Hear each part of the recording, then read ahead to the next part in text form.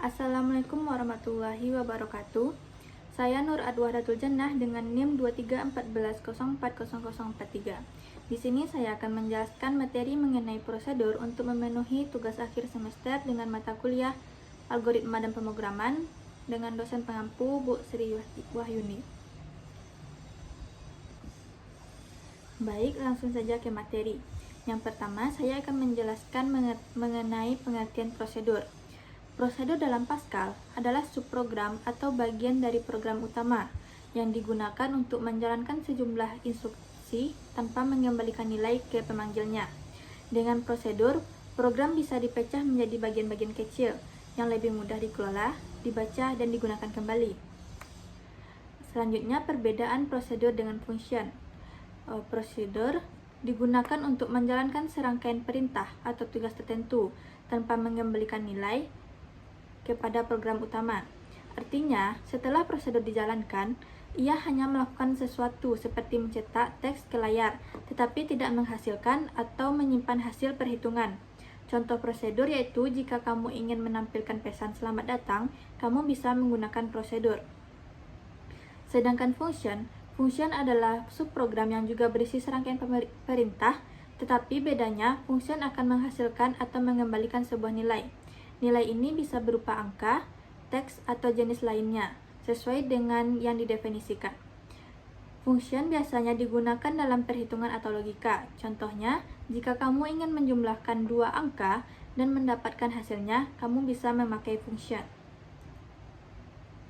Jadi, intinya, gunakan prosedur jika kamu hanya ingin melakukan tindakan, dan gunakan function jika kamu ingin menghasilkan nilai dan bisa digunakan lebih lanjut.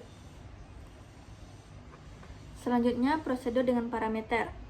Prosedur dengan parameter adalah prosedur yang menerima nilai dari luar saat dipanggil, agar bisa digunakan dalam tubuh prosedur. Parameter ini membuat prosedur jadi lebih fleksibel, karena bisa dijalankan dengan nilai berbeda-beda tanpa perlu menulis ulang isinya.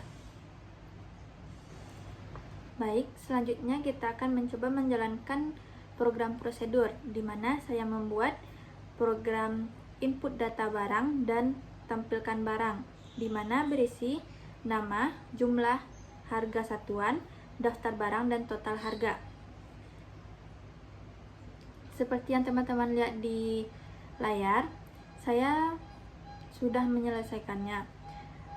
Jika kita sudah menyelesaikannya, nanti akan keluar output seperti ini, di mana akan berisi barang ke-1, nama barang, jumlah, dan harga satuan, sampai barang ketiga, di mana akan terdapat juga totalnya. Di sini saya akan menjelaskan baris per baris dari awal. Pertama yaitu program daftar barang. Ini mendeklarasikan nama program, bisa diisi bebas saja. Selanjutnya tipe, di mana saya membuat tipe data yang bernama barang, nama, jumlah, harga, di mana nama bertipe data string, jumlah bertipe data integer, dan harga bertipe data real karena bilangan pecahan. Selanjutnya var. Var ini mendeklarasikan variabel data 1, data 2, dan data 3 untuk menyimpan ketiga barang.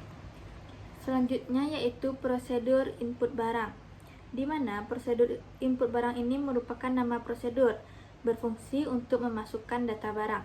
Selanjutnya parameter. Parameternya pada program yang saya buat yaitu var b.2 barang.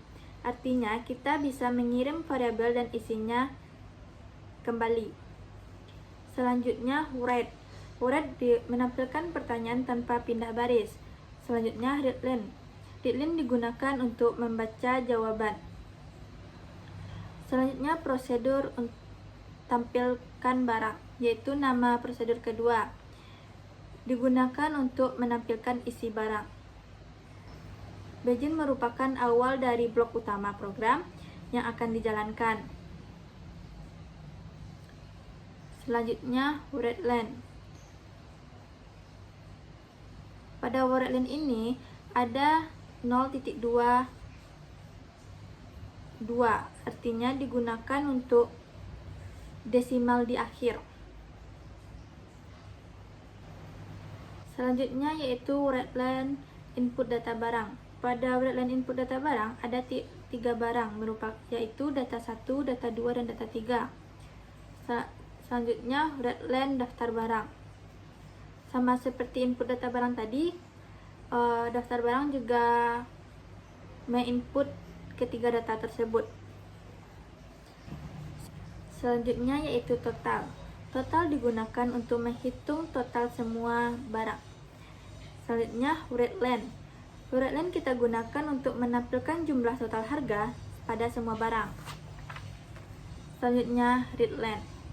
Readline digunakan agar program tidak langsung tertutup setelah selesai. Dan yang terakhir yaitu end untuk mengakhiri program. Nah, selanjutnya setelah kita membuat program tadi, kita akan mengkompilnya. Setelah kompil berhasil dan sukses, kita bisa menekan run pada Free Pascal tersebut. Setelah kita menekan run, akan muncul outputnya, yaitu yang pertama input data barang.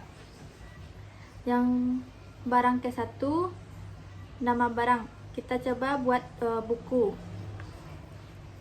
lalu enter, akan keluar di bawahnya jumlahnya kita misalkan 12. Selanjutnya harga satuannya kita misalkan 3.000. Lalu kita enter. Setelah kita enter akan keluar barang kedua. Barang kedua akan keluar juga nanti seperti barang ke-1, yaitu nama barang, jumlah, dan harga satuan. Kita buat nama barang kedua yaitu pena, jumlahnya 5, dan harga satuannya 1.500. Lalu selanjutnya barang ketiga, nama barangnya kita misalkan pensil, lalu jumlahnya 3, dan harga satuannya 1.500. Lalu kita tekan enter. Nah, setelah kita tekan enter, otomatis akan keluar daftar barang dan total harganya. Pada daftar barang akan keluar buku, pena, dan pensil.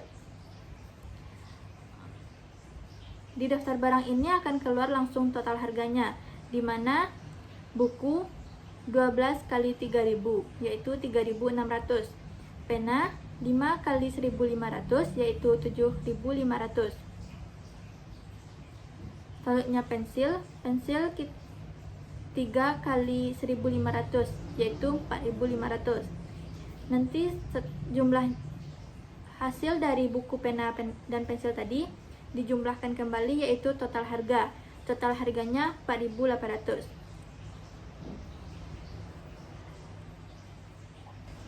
Nah, dari penjelasan saya tadi kita bisa mengambil kesimpulan, yaitu di mana prosedur merupakan subprogram yang digunakan untuk memecahkan program menjadi bagian-bagian kecil yang lebih terstruktur, di mana prosedur menjalankan serangkaian perintah tanpa mengembalikan nilai. Nah, hanya itu yang dapat saya jelaskan. Jika ada kesalahan kata, saya memohon maaf. Wassalamualaikum warahmatullahi wabarakatuh.